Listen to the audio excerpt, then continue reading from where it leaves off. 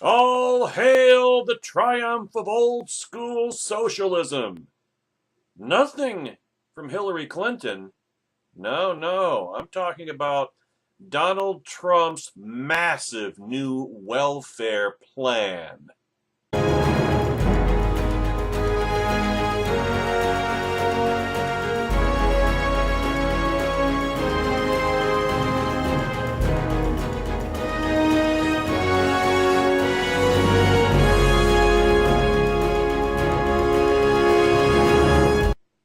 Daniel Horowitz, doing the Lord's Never Trump work at conservativereview.com.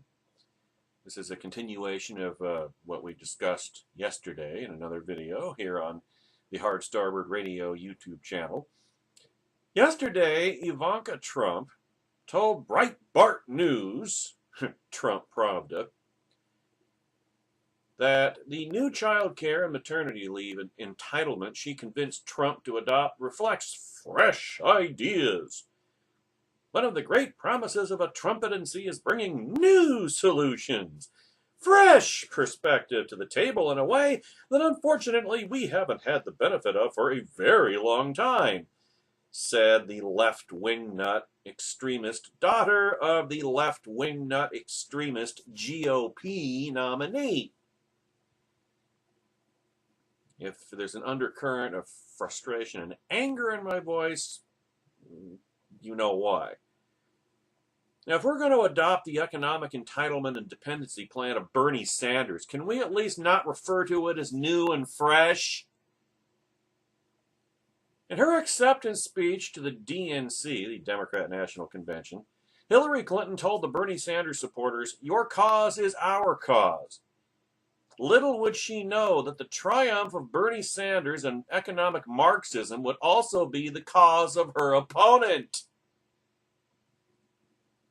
Forget about the Constitution for a moment, which incontrovertibly grants the federal government no authority to redistribute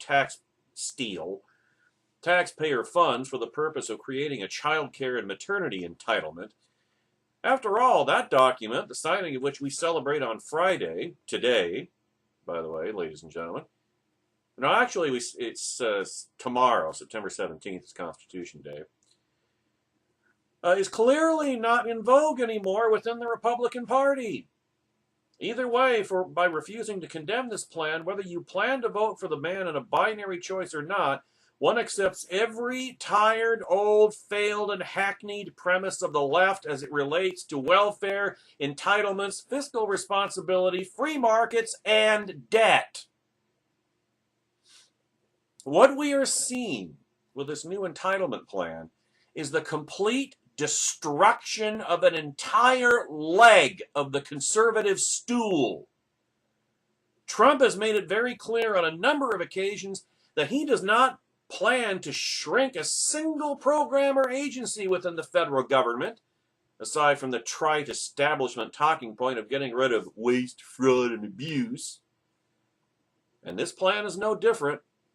According to the press release, benefits provided by the Trump child care plan are in addition, on top of the benefits available under current law. It's expanding the entitlement state. I thought conservatives and constitutionalists were supposed to be against that. Not anymore, I guess. There you have it, folks. There you have it. This is not even reform of the existing welfare hammock. It's the consummation and augmentation of the record-high baseline of dependency, spending, and officious government bureaucracy under the Obama administration. If you think Trump has any plans to get rid of Obamacare rather than augment it, I have an immigration plan to sell you in Mexico. Maybe he'll get rid of the waste. Nothing embodies the folly of Trump's plan more than the provision to expand the earned income tax credit by up to $1,200 per family. The concept of refundable tax credits earning welfare through the tax code was originally an idea supported by conservatives like Milton Friedman in order to replace the entire welfare system. And that was back when the welfare state was a fraction of its current size. The idea was that funneling the welfare through a tax return of a worker would guarantee that recipients are actually working.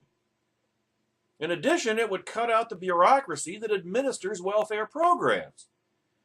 However, supporters of the EITC warned that adding refundable tax credits, aka the negative income tax, on top of the rag bag of welfare programs would make the dependency and fraud even worse. And that is exactly what happened. As welfare programs grew to record levels, so did the refundable tax credits. In 2013, a total of 28.8 million tax filers claimed the Earned Income Tax Credit at a cost of $68.1 billion. As late as the first years of the Bush presidency, the cost was only about $25 billion. Remember what Everett Dirksen once said about $1 billion here, $1 billion there? Pretty soon you're talking real money. Far from cutting down on waste and fraud, the Earned Income Tax Credit is one of the most abused programs in the federal government. According to a Treasury Inspector General's report, there were up to $15.6 billion in erroneous EITC payments in 2013, accounting for almost 1/4 of the program's cost. Ironically, Trump wants to pay for this plan by rooting out waste and fraud and unemployment benefits, he claims. But he is expanding the federal government's most wasteful program. Has anyone asked what the debt will look like under a Trumpedency and the consequences on interest payments, especially when coupled with some of his other fiscal plans? No. Will his zombie cultist supporters ask that question? No, because they're not conservatives anymore. They are Trumplicans, which are indistinguishable from Obamianists. Oh, and as an aside, Trump has made sure to mention that child care benefits would go to homosexual couples as well. Thereby consummating the decivilization agenda of the left about raising families without a family. No word yet on whether two men would be entitled to maternity benefits. Oops, there goes the second leg of the conservative stool. But Hillary is worse! No, she's not. Hillary is terrible. Hillary is awful. Hillary is despicable. But she's not worse than Donald Trump. There's one thing to vote for Trump in a binary choice, as Mark Levin has suggested. There is quite another to begin championing his liberal policies like so many of his supporters are doing. But you can't vote for Trump without voting for his liberal policies. You can't do it. You can't separate the two. I'll get to that in a moment. There is the same way conservatives should never have acceded to John McCain's immigration plan just because he was that party's nominee, or Bush's federalization of education, no child left behind. So too they must refuse to acquiesce to Trump's Bernie Sanders-style fiscal policies. But they can't do that without withdrawing their support for Trump, period. You can't have it both ways. Here's a good rule of thumb. Do not champion any policy you would have vigorously opposed and ridiculed 12 months ago. Conservatives do themselves no favors by selling out their views and cheering Trump's liberal policies while assuming that some of the conservative advisors around him will clean up the mess. That will destroy any leverage we have to talk him off the ledge. There is nobody closer to Donald Trump than his daughter. You know, the hottie that he'd like to be banging if she wasn't his daughter. If you think some of the conservative advice, some of the conservative advisors have more clout than Ivanka, you're not paying attention. So she is to the Donald what Huma Abedin Wiener is to Hillary Clinton. If he was willing to adopt this plan at her behest, there is a lot more where that came from, and it's as old and stale as Bernie Sanders. Now, here's what you got to understand, ladies and gentlemen, and this is a reiteration of what I've been saying for the past 15 months that nobody in the Republican Party, or almost nobody, wants to hear. This is how Donald Trump has been destroying conservatism from the beginning 15 months ago. His zombies don't support him because they support what he stands for, because as a candidate, he doesn't stand for anything other than look out for number one. They support him out of pure, undiluted tribalism, idolatry, and the basest fear-mongering. You know, Hillary makes Satan look like Jesus Christ! The Hillary Scarecrow crowd. Yeah, I'm talking about you, Doug Gibbs. And now that his hostile takeover of the GOP is complete, Donald Trump is coming out of the closet as the corrupt liberal Democrat he has always been. And his supporters are still cheering him. Did you get a lot of Ann Coulter the other day? Well, supposedly it was tongue-in-cheek. I think it was absolutely, I think she was being serious as a heart attack when Ann Coulter said that she worships Donald Trump and that she would die for him. If you think she was kidding, you haven't been paying attention. Trump supporters are still cheering him, even though Trump is calling for importing Sweden's social welfare system. They're still cheering him. So, what does that make Trump supporters? The ones from all the way back June of last year to the ones who bent the knee and the ones who falsely claimed, well, I'm as close to never Trump as I can be without being never Trump. But you go over to politicalpistachio.com these days. Douglas V. Gibbs has become as big a shill for Donald Trump as any of the rest of them. Mr. Constitution, supposedly. Not anymore. You know what that makes Trump supporters, ladies and gentlemen? Effectively, liberal Democrats, including Douglas V. Gibbs, the man who supposedly was a constitutional originalist and has flushed it down the damn toilet to support Donald Trump. They were turned against their own party, their own allies, their own friends. And now they have joined the enemy they once claimed to fight, fight, fight, hit him hard, hit him fast, hit him from every angle. Call it the final chapter of fundamental transformation, or the sequel to Invasion of the Body Snatchers. I don't know how many of you are old enough to remember the Nixon years. I mean, I barely remember them, and I wasn't politically aware then. That was early grade school for me. But for those of you who are old enough to remember, then this is a step down memory lane for you. And those younger should look at it in a historical context. You know who opened the door to, or rather sold out to Red China? You know who first brought about in earnest U.S. nuclear disarmament, unilateral disarmament?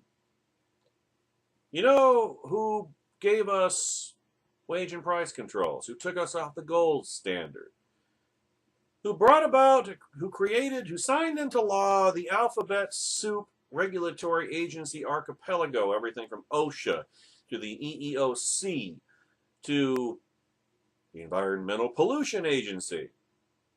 and a cavalcade of other regulatory bodies that are totally and flagrantly unconstitutional. That would be Richard Milhous Nixon. Now, Richard Milhous Nixon was a Republican, but he was left of center. He was no conservative, and he never was. The only reason that Richard Nixon ever got a reputation as being a conservative is because he was the one who busted and exposed Alger Hiss as a communist. And his kitchen table debate with Nikita Khrushchev in 1957. Nixon had a reputation as a hardcore anti-communist, and that supposedly made him a conservative. But he wasn't. Richard Nixon was not a conservative. Ideologically, he was much more of a Democrat. He just happened to be in the Republican Party. He happened to have an R after his name. And arguably, Richard Nixon did more damage to the Republican Party than anybody since Herbert Hoover, at the very least, before him, and anybody until the rise of Donald Trump. And that Nixon's the closest historical analog I can see to what's happening to the Republican Party right now, because the Republican Party is being de-Reaganized by Donald Trump. All the progress that conservatism has made through and with and by way of the Republican Party is being destroyed in the space of barely more than a year by Donald Trump. Donald Trump, if you want to insist on the fiction that Donald Trump is a Republican, I'll tell you what kind of Republican he would be. A Rockefeller Republican, a Nixon Republican, a liberal Republican, no different than any Democrat that you see before you even today. And we're talking about why right now. This Swedish-esque massive expansion of Obama's welfare state. But I want to switch the focus a little bit from Trump's liberalism, Trump's National Socialism, to what it has done to so many people who used to be allies, used to be friends in some cases, Doug, who I knew and respected, didn't question for years. And now they've become the enemy.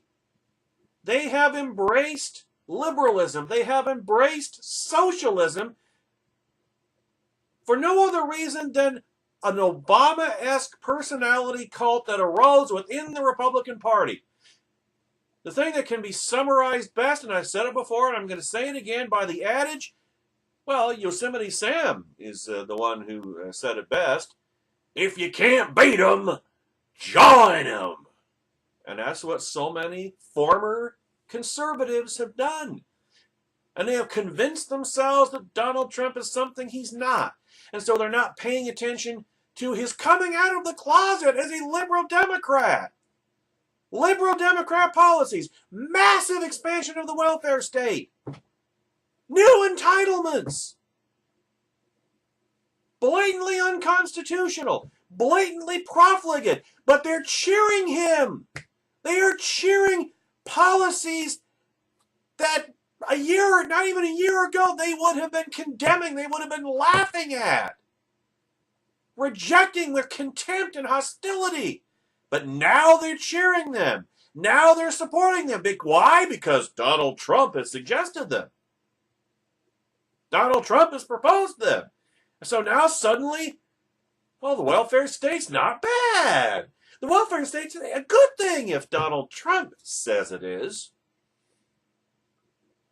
Caleb Howe riffed yesterday at Red State on those old anti-drug PSAs about this is your brain on drugs. Well, this is your brain on Trump. On Tuesday, Donald Trump revealed his new child care plans, which included, controversially, not just paid maternity leave, but also an expansion of the Earned Income Tax Credit. And in the intervening 2 days, his big-name supporters have all praised his genius and savvy and awesomeness effusively, as is their wont, for announcing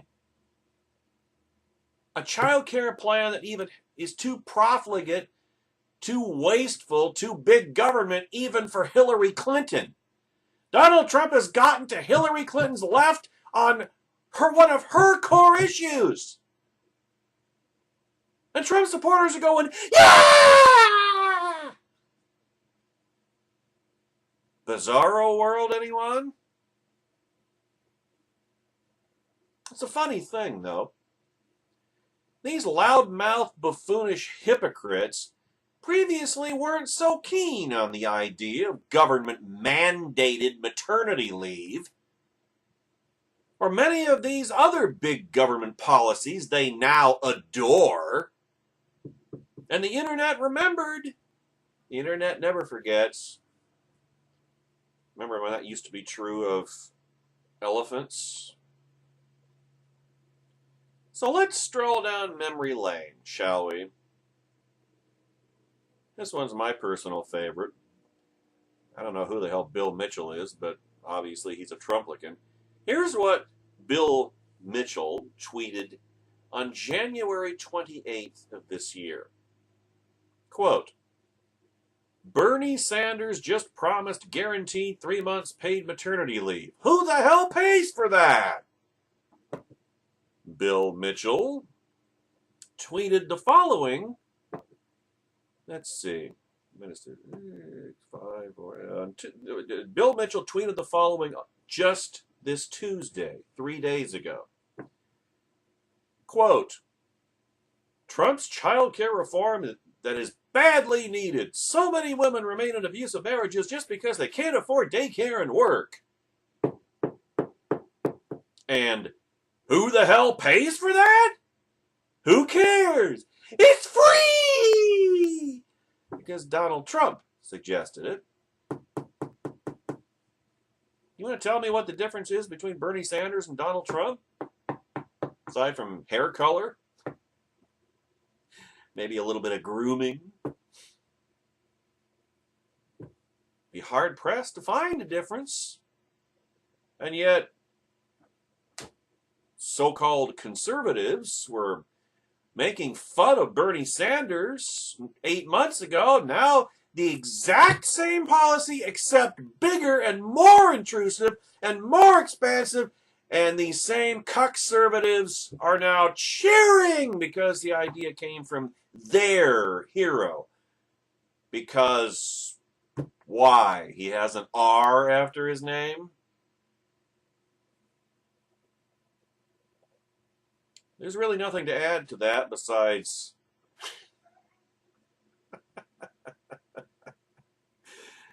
never mind. Now, here's another good one. When was this? January 20th of 2015.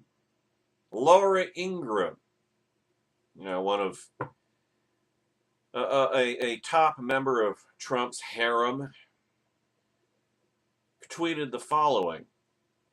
Paid sick leave, paid maternity leave, paid child care. And it's all free! It's free! That was then. How does Laura Ingraham feel now? This is what she tweeted on Tuesday.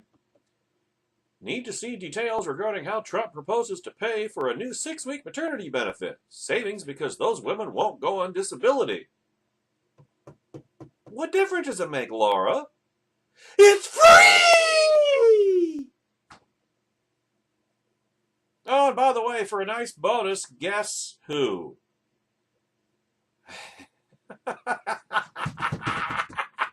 Sean Hannity.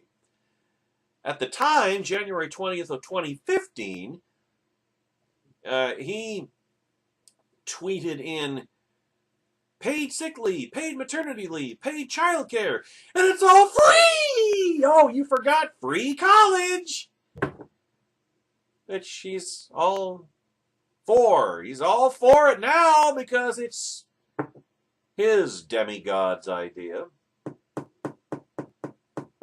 The deranged yam, that is. Old Sean and his pal Bill O'Reilly think the new child care plan trumps child care plan.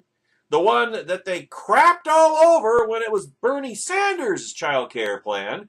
But now that it's Donald Trump's, it's awesome!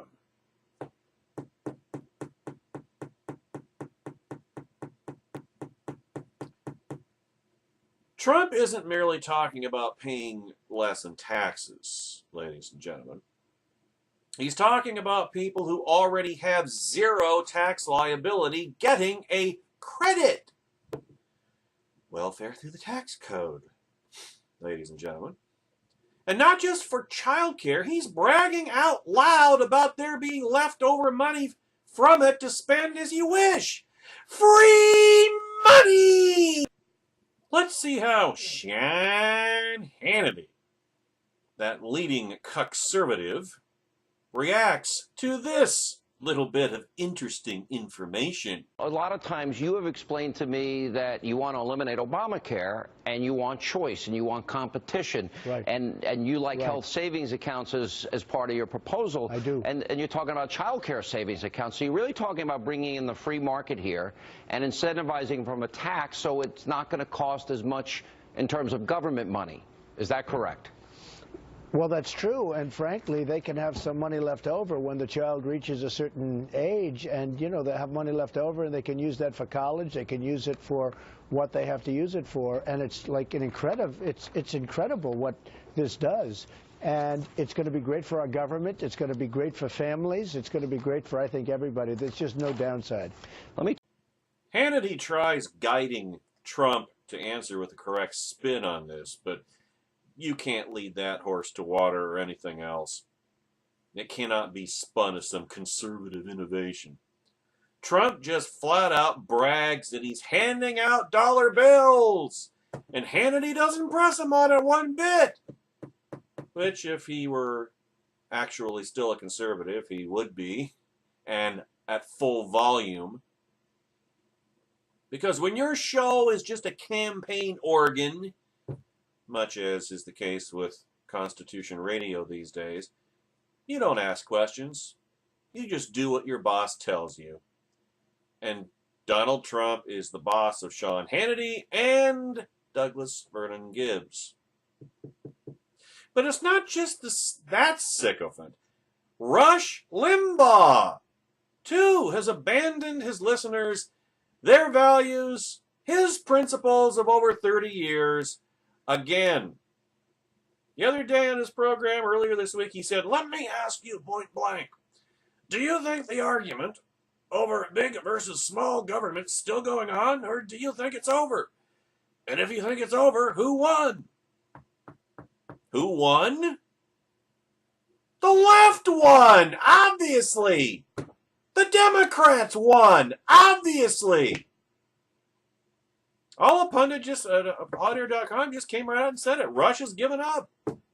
And anybody who supports, who bows the knee to Donald Trump has given up by definition. If you can't beat him, join him. That's what supporting Donald Trump means. Supporting Donald Trump is no different than supporting Hillary Clinton. This is why. Now, don't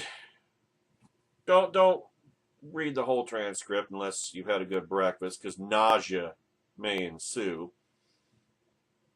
So now that Trump has folded on the Second Amendment, folded on illegal immigration, and is now folding on big government and entitlements, Laura Ingraham has something to say to you.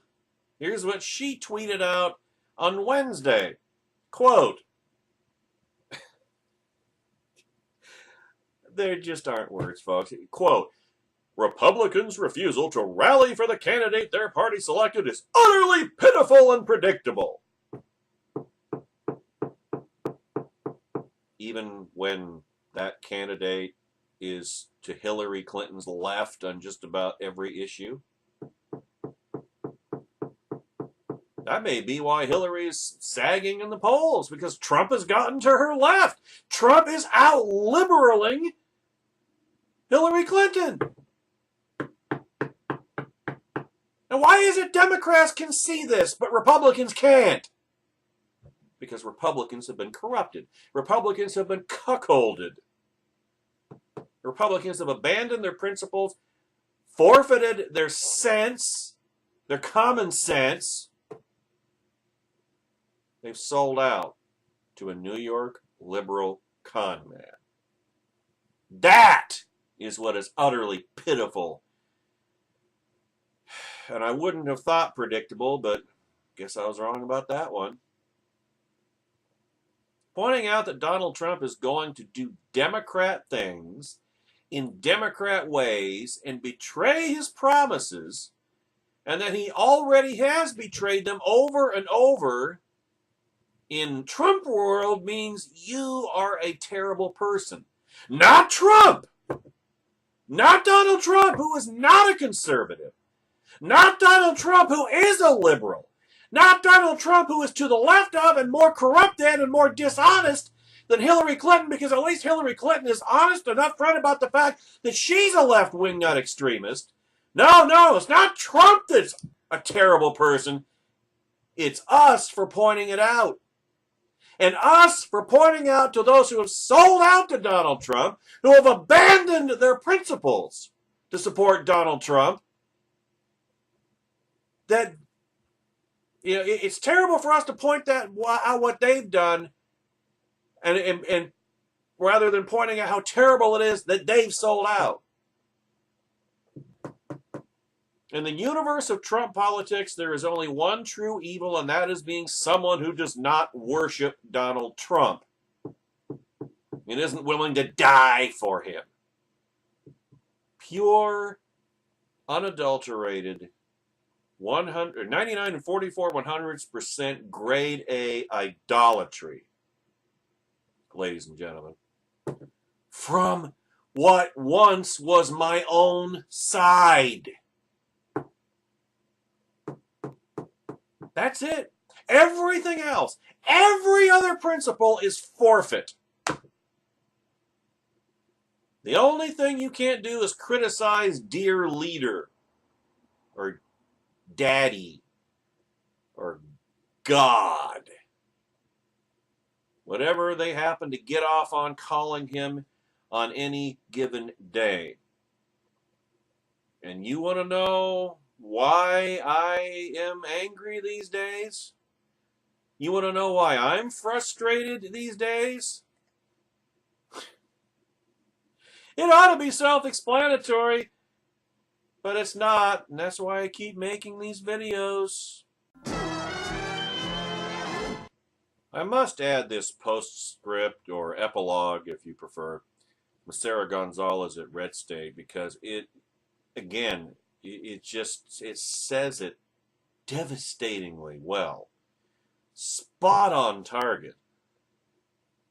And any former conservative Trump supporter, any cuck-servative who still had their wits about them and whose principles still meant anything to them, would agree with this. They would be shamed into returning to the never-Trump ranks once they heard this. That's why I'm including it in this video. So lifelong Democrat Ivanka Trump is talking up the child care plan she helped create for her Republican, quote-unquote, candidate father, and she wants conservatives and liberals alike to celebrate it. Well, that's not particularly shocking. I mean, that's what bipartisan means. Conservatives agreeing with liberals. Conservatives capitulating to liberals. Conservatives giving up. No, the shocking and infuriating part is that we're being told by conservatives that we should get on board with a nanny state child care reform plan purely, simply, and for no other reason than that it is coming from their hero, Donald Trump. Forget about the ins and outs of the plan, the minutia. Forget about figuring out how this plan is going to be paid for, and if the math really works out, and for the record, it doesn't. This is not us. This doesn't represent the Republican Party, or it didn't used to. Or at least, according to the millions of alleged Tea Partiers who voted for Trump in the primaries, it didn't until 2016. A sweeping regulation on employers mandating what benefits they have to provide their employees, have to provide, and requiring them to pay for it in the process is not a Republican concept, or at least it didn't used to be. Again, it wasn't until people decided that whatever Trump said was ipso facto Republican.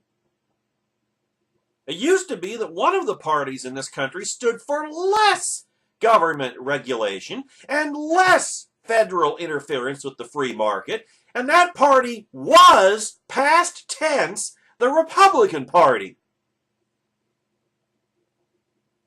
Have we forgotten how we all felt about Obamacare when the person proposing it had a D behind his name? Who among Republicans celebrated Barack Obama taking ownership of the issue? He was the only one with a proposal on the table, after all. But we didn't celebrate his proposal because it stood for everything we were against, allegedly. It stood for big government regulation. It stood for crippling entrepreneurs and small businesses. And it stood for minimizing personal responsibility, among other horrible reasons. How about forcing insurance companies to provide birth control pills at no cost to women? Outrageous, right? That's not anything from Obama. That's this Trump child care plan. How could you call yourself a conservative and support that at the same time? And why does the fact that it came from Donald Trump make it all right? If women want government to stay out of their bedroom, then that logic applies to all sides. Therefore, government shouldn't force anyone else to pay for what happens in the bedroom either. Whether that government is overseen by a president with a D after his name or an R after his name. Well, now we have a child care proposal that does exactly that. It essentially forces businesses to pay for a woman to receive compensation for work she didn't do.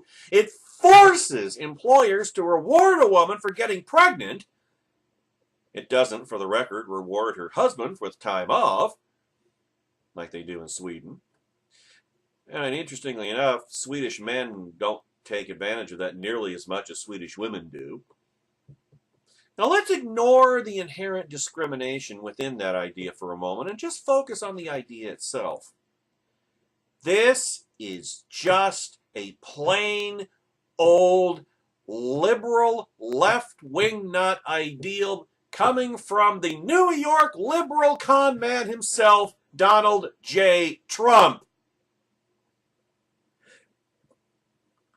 But instead of speaking up, instead of saying, wait a second, this isn't something we stand for.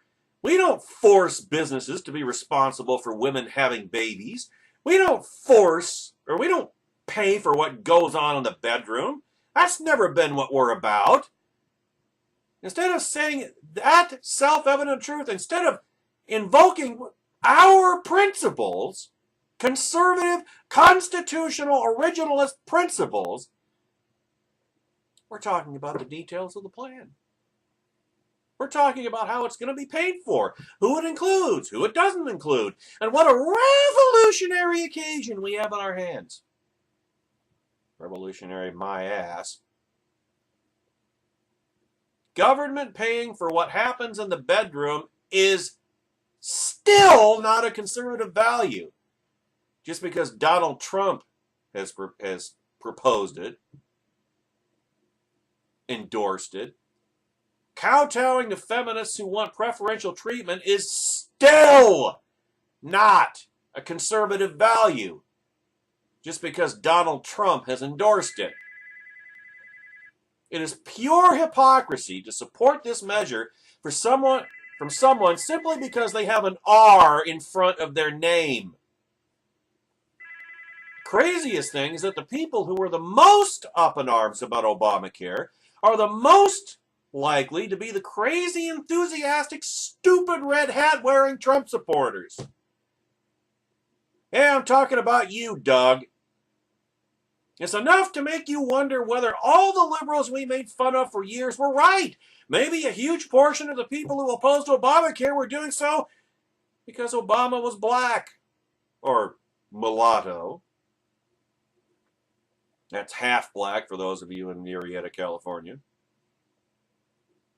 Leaving it up to a family to be responsible for their finances, to live within their means, and to make the decision to have a baby when their own personal finances can make the math work, that is what the Republican Party used to believe in. Or at least it did before some of us were blinded by orange, by the deranged yam, and now, you know, if Trump were to be elected, the right would be disenfranchised and unrepresented, and both major parties would be of the left. Thanks, not even to Donald J. Trump, but to every last cuck-servative who sold out and bent the knee to him. At least with Hillary, there would only be one left-wing major party in this country. And conservatives might, just might, be able to come back together in unified opposition. One can only hope.